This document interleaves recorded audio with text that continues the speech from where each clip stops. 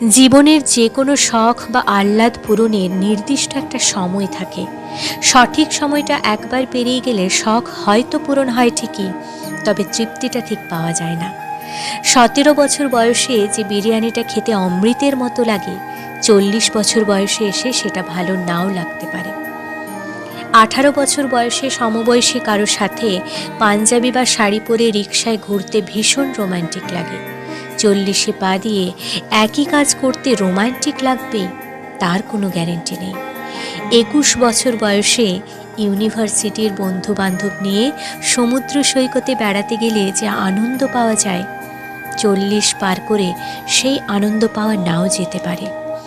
একদিন নিজের ছাদে বাগান করব, এই আশায় বসে থাকে যে মানুষটা বারান্দার টবে কোনো গোলাপের চারা লাগালো না। ছাদ হওয়ার পর দেখা গেল সেই মানুষটার আর বাগান করার সময়ই নেই।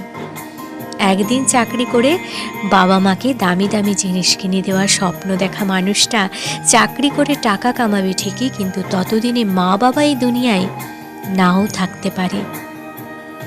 জীবনের ছোটোখাটো স্বাদ, আহ্লাদ, খুব দামি জিনিস, এগুলোই একটা মানুষের হৃদয়কে জীবিত রাখে, সতেজ রাখে, প্রাণবন্ত রাখে। মানুষের হৃদয় একটু একটু করে মরে যায় ইচ্ছে পূরণের অভাবের নীরব হাহাকারে। এজন্য সময় থাকতেই এসব শখ পূর্ণ করে ফেলতে হয়। অনেক টাকা জমলে একদিন খাবো, এই চিন্তা না করে অল্প কিছু টাকা জমিয়ে এক্ষুনি খেয়ে আসুন পছন্দের খাবারটা। বিশ্বাস করুন, জীবনে শ্রেষ্ঠ স্বাদটা পাবেন। পকেটে কিছু টাকা হলেই বন্ধুর ঘাড়ে হাত রেখে বলুন, চল বেটা ঘুরতে যাব, আজই যাব। নিজের ছাদে বাগান হবে এই আশায় বসে না থেকে ভাড়া ঘরের টবে গোলাপের চারাটা লাগিয়ে ফেলুন। বাবা মায়ের জন্য শার্ট বা শাড়ি হোক না সুতি, শখ পূরণটাই বড় কথা, এক্ষুনি কিনে ফেলুন।